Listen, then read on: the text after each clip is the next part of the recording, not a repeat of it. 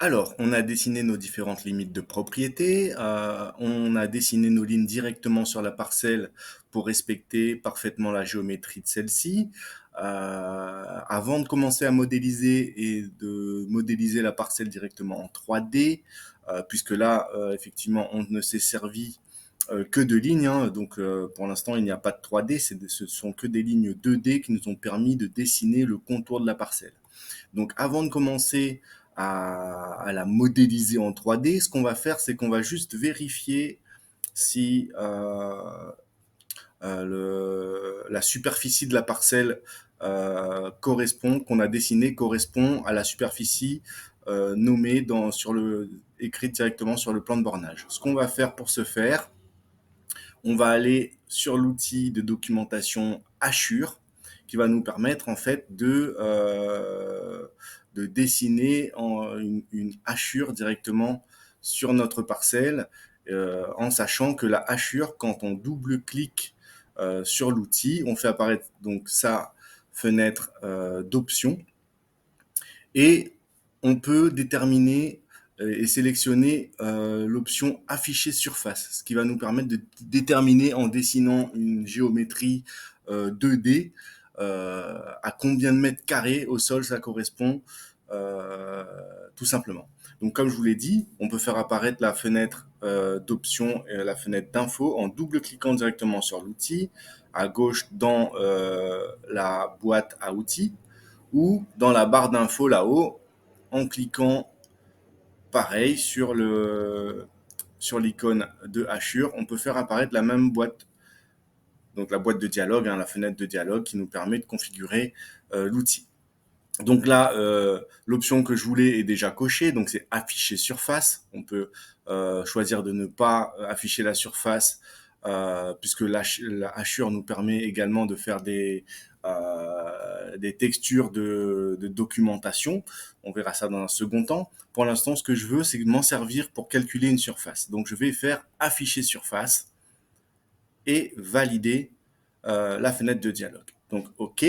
En faisant ça, je peux venir me placer sur les différents coins de ma parcelle.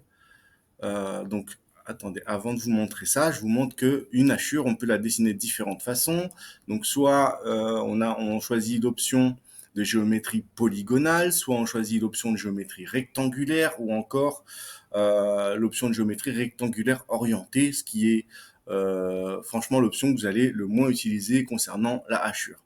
Donc là, si on choisit par exemple l'option de géométrie rectangulaire, ça va nous permettre de dessiner en fait des hachures rectangulaires, carrées, mais totalement avec une géométrie, donc comme son nom l'indique, un rectangulaire, tout simplement. Donc c'est pas ce qui nous intéresse parce que on va avoir du mal à dessiner du rectangulaire sur un patron polygonal. Donc là, hop, je valide la hachure précédente, je l'annule. Ce que je veux, c'est de dessiner de manière polygonale. Donc, je prends l'option de géométrie polygonale en cliquant directement dessus dans la barre d'outils. Et je viens me positionner sur les coins de la parcelle pour pouvoir la dessiner. Donc, je vais aux 4 coins de ma parcelle. Hop, je ferme ma hachure. Et pour valider, il va me demander de cliquer là où je veux en fait afficher la surface. Donc hop, je clique, ça me affiche ma hachure. Donc la hachure, je peux éventuellement faire en sorte qu'elle change de couleur. Donc là, vous voyez, quand je me positionne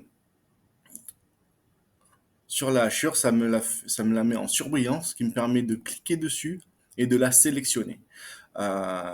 Donc une fois qu'elle est sélectionnée, je peux éventuellement déterminer de quoi elle est constituée. Donc soit je fais des hachures solides, ou soit comme je vous l'ai dit, je peux éventuellement faire en sorte qu'elle me figure une texture selon les besoins. Hein. Donc si je veux faire par exemple dessiner par exemple une terrasse, je vais plutôt choisir une hachure linéaire comme ça qui va me permettre de figurer des lames de bois par exemple. Là, ce n'est pas le cas. Ce que je veux, c'est qu'elle soit pleine et qu'elle soit discrète. Donc, je vais choisir une hachure solide.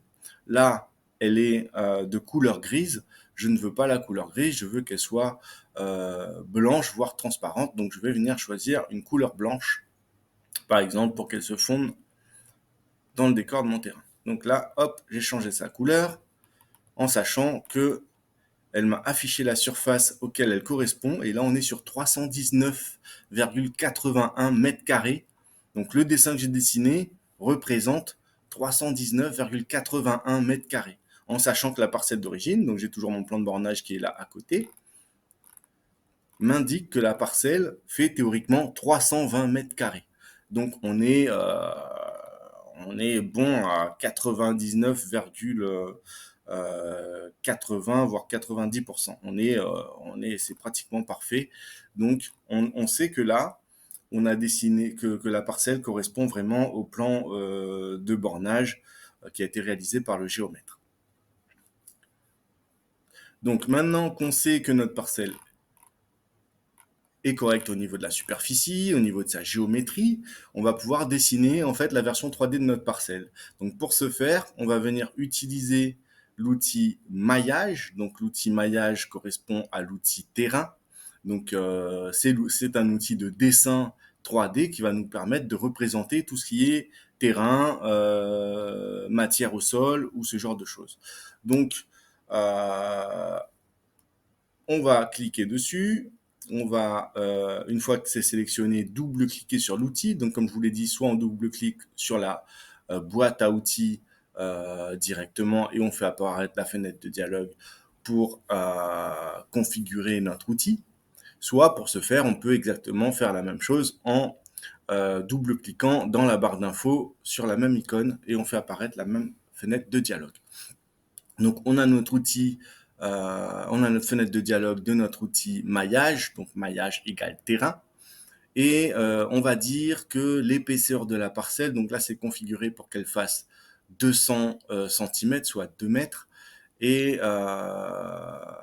on peut soit faire en sorte qu'elle ne soit, qu'une tranche fine de la parcelle et qu'elle représente que la surface de la parcelle, soit on peut éventuellement faire en sorte qu'elle représente l'épaisseur également de la parcelle. Donc c'est ce qu'on va faire en sorte qu'elle représente l'épaisseur de la parcelle, que l'épaisseur de la parcelle fasse 2 mètres, et on peut éventuellement aussi venir configurer les textures de la parcelle. Donc on se dit que la surface de la parcelle représente de l'herbe, et que les tranches et le dessous de la parcelle représentent de la terre. Donc tout simplement, on laisse les configurations comme ça parce qu'on n'a pas besoin de plus, et on va venir valider la fenêtre de dialogue pour venir dessiner notre parcelle en 3D. Et pour ce faire, on va faire exactement comme pour l'outil Hachure. Donc on a exactement les mêmes options de géométrie, polygonale, rectangulaire ou rectangle orienté. Donc nous, ce qu'on veut, c'est que redessiner la parcelle. Donc on va venir cliquer sur les 4 coins comme ceci pour dessiner notre parcelle. Et voilà, et vous voyez que là, on est en 2D. Si on va sur la vue 3D, donc première fois qu'on le fait, donc même plusieurs, mais je vais vous montrer les deux principales façons d'aller sur la vue 3D. Donc, soit ici, on peut directement venir cliquer sur 3D, ce qui va venir nous afficher notre fenêtre 3D. Donc, et là, on va venir visualiser tout ce qu'on a décidé dessiner en 3D. Et on peut revenir sur le 2D en venant recliquer sur mon plan 2D de rez-de-chaussée. Et à ce moment-là, je repasse sur le plan 2D. Donc, première façon de le faire. Deuxième façon de le faire, c'est de le faire avec un raccourci clavier qui est vachement pratique. Soit on repart sur le plan 2D en appuyant sur la touche F2. Et pour revenir sur la vue 3D, on utilise la touche F4. Donc là, on a modélisé de façon simple notre parcelle 3D qui pour l'instant est plane. Je vous montrerai dans la vidéo suivante comment configurer les différentes pentes d'un terrain.